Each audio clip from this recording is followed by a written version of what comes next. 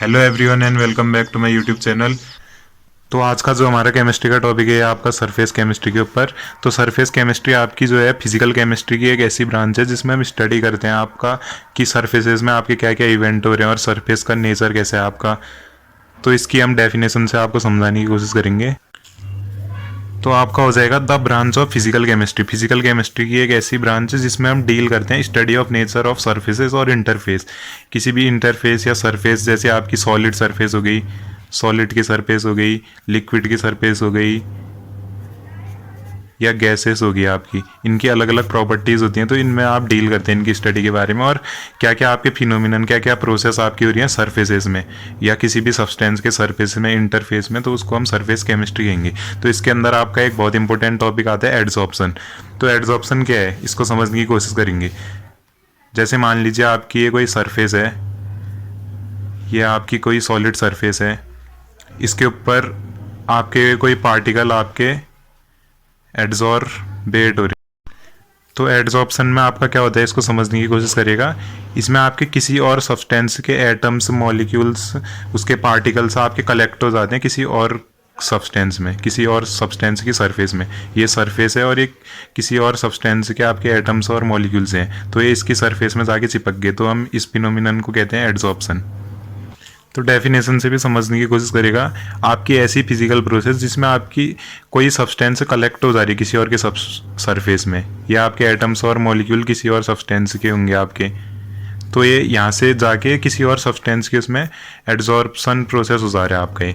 तो एड्सॉर्बेट होते हैं आपके। एड्सॉर्बेट मतलब किसी और की सरफेस में जाके एड्सॉर्ब हो जा रहे हैं, तो उसको हम कहेंगे एड्सॉर्बेट। जैसे आपकी O2 हो गई, H2 होगी, या आपके इसके मॉलिक्यूल्स हो गए O2 H2 मॉलिक्यूल्स, ये गैसेस हैं आपकी, तो ये एड्सॉर्ब हो जाएंगी किसी और सरफेस में, किसी और सब्सटेंस की सरफेस में ये गैसेस आपकी एड्सॉर्ब हो जाएंगी।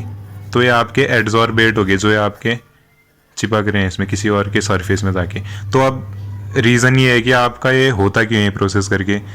तो कोई भी आपकी जैसे सॉलिड सब्सटेंस है, इसके अंदर आपके एटम्स और मॉलिक्यूल्स होंगे, ये जो आपके एड्सॉर्बेट हैं, एटम्स और मॉलिक्यूल्स हैं किसी और सब्सटेंस के। तो इसकी सरफेस में आपके फ्री वैलेंसीज होती हैं, जिसकी वजह से आपके किसी और सब्सटेंस के एटम्स और मॉलिक्यूल्स को अपनी तरफ अट्रैक्ट करते हैं, और फिर किसी केमिकल बॉन्ड की वजह से या वीक वंडरवॉल फोर्स से कह सकते हैं, उसकी वजह से अट्रैक्ट हो जाते हैं। यहाँ पे को आपका केमिकल बॉन्ड वगैरह हो सकते हैं, केमिकल बॉन्ड या वीक वंडरवॉल फोर्स कह सकते हैं। तो इस वजह से आपका एड्सॉर्बेट मॉलिक्यूल्स किसी और की सरफेस में जाके चिपक जाते हैं, तो इसको हम कहेंगे एड्सॉर्प्शन फिनोमिना। तो ये आपका हो गया एड्सॉर्बेंट। एड्सॉर्बेंट वो सब्सटेंस जिसकी सरफेस में आपका एड्सॉर्प्शन प्रोसेस हो रही है, वो आपका एड्सॉर्बेंट हो गया। और एड्सॉर्बेट जो कोई और सब्सटेंस आपके अटैच हो जा रहे हैं किसी मॉलिक्यूल की सरफेस में, किसी के इसकी सब्सटेंस की सरफेस में जाके अटैच हो जा रहे हैं, तो ये आपका हो जाएगा एड्सॉर्बेट। तो एड्सॉर्बेंट और एड्सॉर्बेट की डेफिनेशन अगर आपसे कोई पूछेगा, तो एड्सॉर्बेंट में आपका हो जाएगा द सब्सटेंस प्रेजेंट इन। तो जिसको अभी इस एग्जांपल से समझ में नहीं आया, तो वो समझने की कोशिश करेंगे। जैसे आपका जो सब्सटेंस आपके प्रेजेंट होंगे बल्क ऑन द सरफेस, जिसकी सरफेस में आपका एड्सॉर्प्शन प्रोसेस टेक प्लेस करता है, उसको हम एड्सॉर्बेंट कहते हैं। मतलब जैसे आप मान लीजिए कि आपके पास एक लकड़ी का पीस है, आप उसको किसी भी लिक्विड में, किसी भी उसमें डाल दे रहे हैं, पानी में डाल दे रहे हैं, किसी लिक्विड में डाल दे रहे हैं, तो आपका वाटर मॉलिक्यूल्स इसके सरफेस में आ जाएंगे। तो आपका ये जो लकड़ी का पीस है, ये आपका हो गया एड्सॉर्बेंट। ये जो लकड़ी का पीस है एड्सॉर्बेंट, और जो इसके सरफेस में वाटर या कोई भी लिक्विड जो अटैच हो जा रहा है, वो आपका एड्सॉर्बेट हो गया।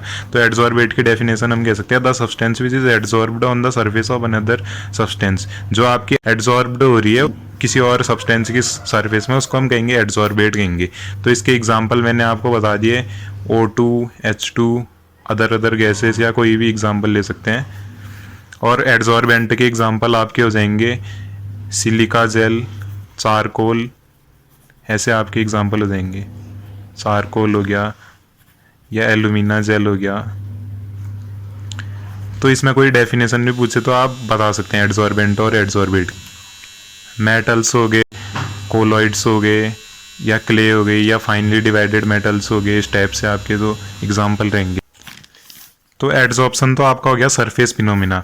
अब आपका होता है एब्जॉर्प्शन। एब्जॉर्प्शन आपका बहुत सिंपल है। जैसे आपके पास मान लीजिए एक कॉटन है, कॉटन का आपके पास एक पीस है, उसको आप किसी इंक में डुबा रहे हैं, तो इसके अंदर और इसके ऊपर जहाँ आपका सरफेस में भी मॉलिक्यूल्स जाएंगे और पूरा इसके अंदर तक भी जाएंगे, तो ये प्रोसेस आपकी हो जाएगी एब्जॉर्प्शन। ये पूरी कॉटन को इंक से एब्जॉर्ब कर लेगा, तो ये आपका एब्जॉर्प्शन प्रोसेस होगी। इसके आप बहुत सारे एग्जांपल ले सकते हैं। जैसे आपने कोई स्पंज है, इसको आपने किसी लिक्विड में या किसी में डाला तो ये पूरा अंदर तक सोख लेते हैं, तो इसको हम एब्जॉर्प्शन फिनोमिना कहेंगे। तो इसकी डेफिनेशन लिख सकते हैं, the phenomena in which substance uniformly distributed all over the surface is called adsorption. Absorption मतलब, तो एब्जॉर्प्शन में आपका आप एग्जांपल दे सकते हैं। एब्जॉर्प्शन में जैसे आपका कॉटन, मैंने बता दिया आपको, कॉटन डिप्ड इन इंक, ये आपका इसका एग्जांपल दे सकते हैं आप। तो अब आपके बहुत इंपॉर्टेंट टर्म आते हैं, आपके important term desorption and sorption. तो डिसऑप्शन आपका होता है कि आप जैसे जैसे आपकी जो एड्जॉर्प्शन प्रोसेस हुई है, एड्जॉर्प्शन जो आपकी प्रोसेस हुई है, उसमें आप एड्जॉर्प्शन प्रोसेस को रिमूव कर देंगे। जो एड्जॉर्ब्ड सरफेस है आपकी, एड्जॉर्प्शन प्रोसेस हुई है, जैसे आपने कहीं पे कोई एड्जॉर्प्शन प्रोसेस हुई है आपकी, तो आप उसको रिमूव करके एड्जॉर्बेंट और एड्जॉर्बेट मॉलिक्यूल्स को सेपरेट करेंगे, तो ये प्रोसेस आपकी कहेगी डिसऑप्शन, इट्स कॉल्ड डिसऑप्शन। और सॉप्शन क्या होता है आपका, जहाँ पे को आपका साइमल्टेनियसली आपका एब्जॉर्प्शन भी टेक प्लेस कर रहा होगा और एब्जॉर्प्शन भी टेक प्लेस कर रहा होगा और एड्जॉर्प्शन भी टेक प्लेस कर रहा होगा, तो हम इसको कहेंगे सॉप्शन। तो सॉप्शन का एग्जांपल आपका हो जाएगा सॉप्शन का, जैसे आप किसी फैब्रिक में आप डाई करवाते हैं, तो जैसे आपने किसी कपड़ों में डाई करवाया कलर से, तो वो आपका सरफेस में भी होगा, वो प्रोसेस सरफेस में भी होगा और उसके अंदर भी जाएगा। तो ये आपका एब्जॉर्प्शन और एड्जॉर्प्शन दोनों साथ साथ हो रहे हैं, तो सॉप्शन हो जाएगा।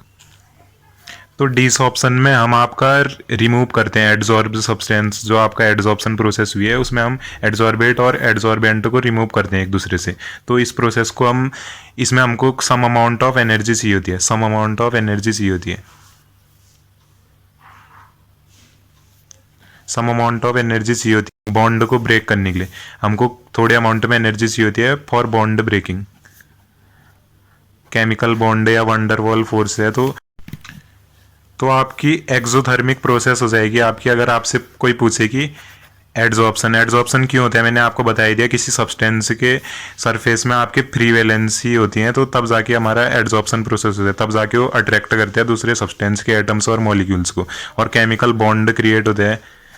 तो इसमें some amount of energy release होती है, तो इसको हम एक्सोथर्मिक प्रोसेस कहते हैं, एनर्जी रिलीज होती है आपकी। और जो आपका डिसऑप्शन प्रोसेस है, डिसऑप्शन, इसमें हमको एड्जॉर्बेंट और एड्जॉर्बेट मॉलिक्यूल्स को सेपरेट करने के लिए सम अमाउंट ऑफ एनर्जी देनी पड़ती है, हमको गिव करनी पड़ती है, सम अमाउंट ऑफ एनर्जी हमको बाहर से देनी पड़ती है। तो ये आपकी हो जाएगी एंडोथर्मिक प्रोसेस, डिसऑप्शन आपकी हो जाएगी एंडोथर्मिक, और आपकी एक्सोथर्मिक प्रोसेस होगी आपकी एड्जॉर्प्शन, क्योंकि इसमें some amount of energy give बाहर को रिलीज हो रही है आपकी। तो कभी कभी आपका पूछा जाता है पॉजिटिव एड्जॉर्प्शन और नेगेटिव एड्जॉर्प्शन। तो पॉजिटिव एड्जॉर्प्शन में आपका होगा कि जैसे आपके एड्जॉर्प्शन आपको बताया सरफेस फिनोमिना है, तो सरफेस में आपके ज़्यादा मॉलिक्यूल हैं। जो आपका एड्जॉर्बेट है, एड्जॉर्बेट जो आपका किसी और सब्सटेंस की सरफेस में एड्जॉर्ब्ड हो रहा है, इसके मॉलिक्यूल से ज़्यादा आपके सरफेस में है, लेकिन सेंटर में अंदर कम है, इसके इस सब्सटेंस के अंदर तक कम गए हैं, तो ये आपका पॉजिटिव एड्जॉर्प्शन होगा। क्योंकि पॉजिटिव इसलिए होगा क्योंकि ये सरफेस फिनोमिना है, तो सरफेस में ही हो रहा है, तब ये पॉजिटिव हो गया। और नेगेटिव एड्जॉर्प्शन होता है आपका, अगर आपका जो कंसंट्रेशन है अट्रैक्टेड एटम्स और मॉलिक्यूल्स, जो एड्जॉर्बेट का कंसंट्रेशन है वो आपका सेंटर में ज़्यादा हो, सेंटर में आपके ज़्यादा एड्जॉर्बेट मॉलिक्यूल्स प्रेजेंट हैं, लेकिन यहाँ पर को आपके कम है, सरफेस में आपके कम है, लेकिन यहाँ बहुत ज़्यादा कंसंट्रेशन में है, तो ये आपका हो जाएगा नेगेटिव। क्योंकि ये तो एब्जॉर्प्शन हो गया ना, एक हिसाब से अंदर तक चले गया यूनिफॉर्मली, तो ये आपका एक हिसाब से एब्जॉर्प्शन हो गया, लेकिन तभी हम इसको नेगेटिव एड्जॉर्प्शन कहते हैं। तो अगर आपसे कोई पूछे कि एड्जॉर्प्शन का रीज़न क्या होता है करके, रीज़न फॉर एड्जॉर्प्शन, तो आप कह सकते हैं कि रेसिडुअल, एक तो फ्री वैलेंसीज प्रेजेंट होती हैं और रेसिडुअल फोर्सेस ऑन सरफेस। जैसे आपके पार्टिकल्स ऑफ एड्जॉर्बेंट आपके अट्रैक्ट होते हैं, बल्क में आपके एड्जॉर्ब्ड होते हैं सरफेस में, तो वहाँ पर को आपके रेसिडुअल फोर्सेस रहते हैं, आपके अट्रैक्टिव फोर्सेस रहते हैं, जो किसी और सब्सटेंस के एड्जॉर्बेट मॉलिक्यूल्स को किसी और सब्सटेंस के एड्जॉर्बेट, ये आपके एड्जॉर्बेट हैं, ये अपनी तरफ अट्रैक्ट कर रहे हैं। ये आपका एड्जॉर्बेंट है, ये अपनी तरफ अट्रैक्ट कर रहे हैं, तो कुछ अमाउंट में आपका फोर्स होता है, रेसिडुअल अट्रैक्टिव फोर्स होता है जो अट्रैक्ट करते हैं इनको अपनी तरफ। तो ये आपका रीज़न रहेगा कि एड्जॉर्प्शन क्यों रहे करके। और एक आपका होता है दूसरा रीज़न, हीट ऑफ एड्जॉर्प्शन। जो आपकी हीट इवॉल्व होती है, वन मोल हीट इवॉल्व होती है आपकी इस प्रोसेस, एड्जॉर्प्शन प्रोसेस में आपका वन मोल हीट आपकी इवॉल्व रहती है। तो आपका ये हीट ऑफ एड्जॉर्प्शन इसका दूसरा रीज़न रहेगा। और एक रीज़न मैंने आपको बता दिया, वहाँ पे को फ्री वैलेंसीज और बॉन्ड फॉर्मेशन होता है, chemical bond, weak van der Waals forces, तो ये आपके रीज़न होंगे। तो अब आपके बहुत इंपॉर्टेंट टॉपिक आते हैं, आपके एग्ज़ाम में भी क्वेश्चन बन सकते हैं, फिजिकल एड्जॉर्प्शन और केमिकल एड्जॉर्प्शन।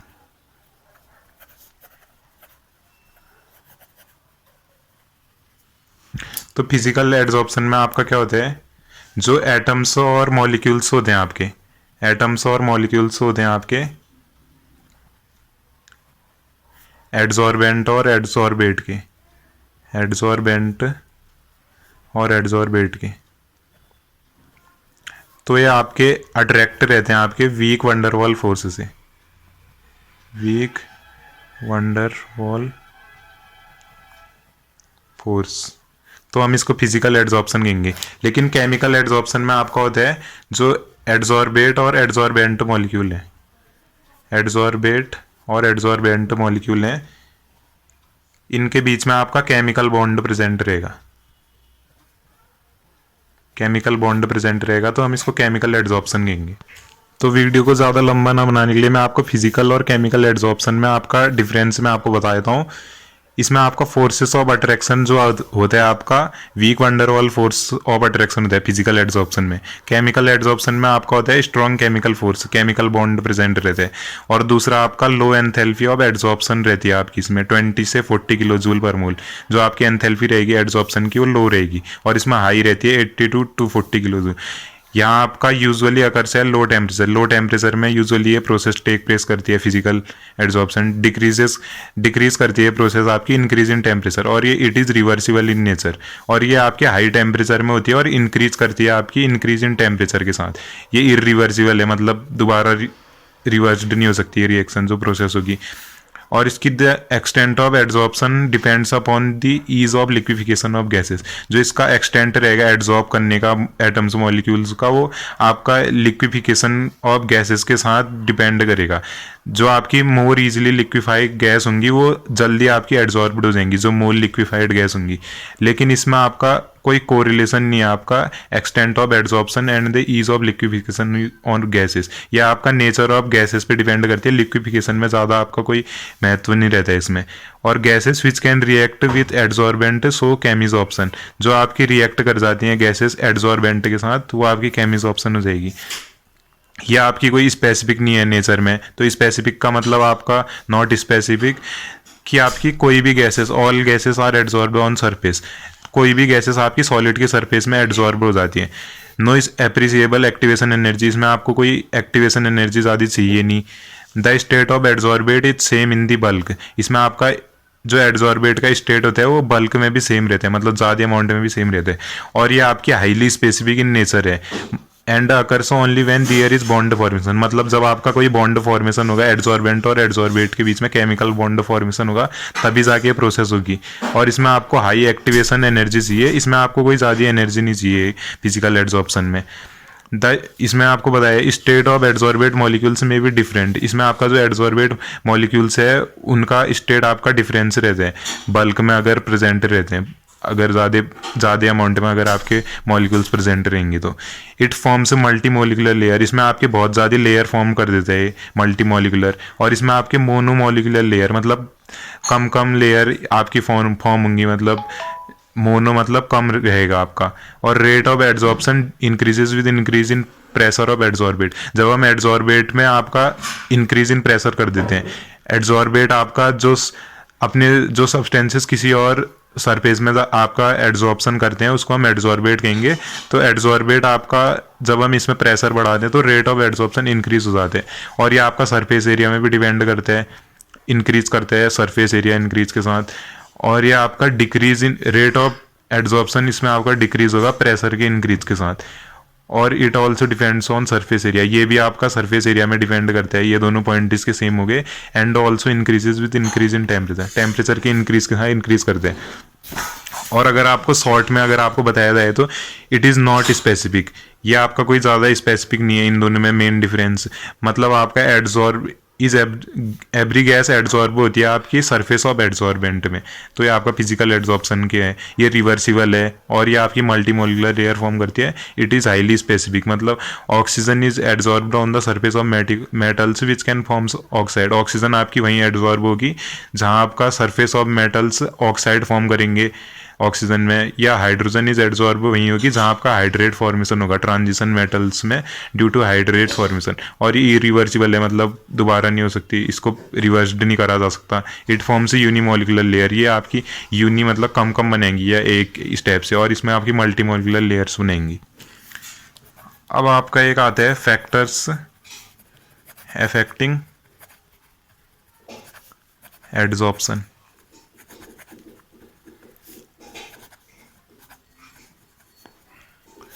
कि कौन कौन से फैक्टर आपके अफेक्ट करते हैं सॉलिड में आपका गैसेस का एड्सॉर्ब होने में। इसमें आपका एक बहुत इंपॉर्टेंट टॉपिक अभी आएगा, फ्रेंडलिक एड्सॉर्प्शन आइसोथर्म। ये फ्रेंडलिक एड्सॉर्प्शन आइसोथर्म इसमें आपका बहुत इंपॉर्टेंट टॉपिक आएगा। इसमें जो आपका एड्सॉर्प्शन फिनोमिना होता है एड्सॉर्बेट और एब्सॉर्बेंट मॉलिक्यूल्स के बीच में, उस पर आपका इफेक्ट रहता है, प्रेशर का आपका इफेक्ट रहेगा, प्रेशर का इफेक्ट रहेगा। और इसमें हम आपका ग्राफ आपको दिखाएंगे, जो आपका प्रेशर है, प्रेशर पी है आपका, उसका इफेक्ट रहता है आपका एड्सॉर्बेंट और एड्सॉर्बेट मॉलिक्यूल्स के बीच में। तो ये फ्रेंडली का एड्सॉर्प्शन आइसोथर्म में इसका आपका ग्राफ वगैरह आएगा, तो ये आपका बहुत इंपॉर्टेंट है। तो factors affecting adsorption of gases in solid, तो पहला तो आपका हो जाएगा नेचर ऑफ एड्सॉर्बेट, जो आपका किसी और सरफेस में जाके एड्सॉर्ब्ड हो रहा है, किसी और सरफेस में जाके वो एड्सॉर्बेट हो गया, जैसे आपकी oxygen gas hydrogen gas solid की सरफेस में जा रही है। तो इसमें आपका हो जाएगा नेचर ऑफ एड्सॉर्बेट, कि आपका नेचर कैसे आपका है। मैंने आपको बताया लिक्विफाइबल गैसेस हैं या नॉन लिक्विफाइबल गैसेस हैं, कि आपका ईजिली लिक्विफाइबल गैसेस हैं, जैसे आपका NH3 हो गया या HCl हो गया या CO2 हो गया या H2O2 N2 गैसेस हैं आपकी, जो आपकी एड्सॉर्ब्ड लेस होती हैं, लेस एड्सॉर्बेशन प्रोसेस आपका ये दिखाती हैं। तो नेचर ऑफ गैसेस ये जो आपका एड्सॉर्बेट है इसके नेचर पे भी डिपेंड करते हैं।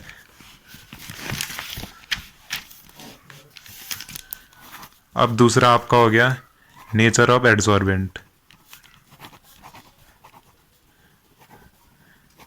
कि एड्सॉर्बेंट का नेचर कैसा होगा आपका। जैसे आपका एक्टिवेटेड कार्बन हो गया, मेटल ऑक्साइड हो गए या एल्यूमिनियम ऑक्साइड हो गए, एल्यूमिनियम ऑक्साइड आपके हो गए, या जितने भी आपके मेटल ऑक्साइड हैं, सिलिका जेल हैं, ये आपके ज़्यादातर यूज किए जाते हैं। तो इनमें आपका एड्सॉर्प्शन प्रोसेस आपकी डिपेंड करती है पोर साइज में, आपका पोर साइज कितने हैं सरफेस में, तो ये आपका डिपेंड करती हैं। और इस प्रेशर ऑफ गैस की ये फ्रेंडली का आइसोथर्म में आपको बताया जाएगा, प्रेशर ऑफ गैस पे भी डिपेंड करती हैं, कि आपका गैस में किस टाइप का प्रेशर है।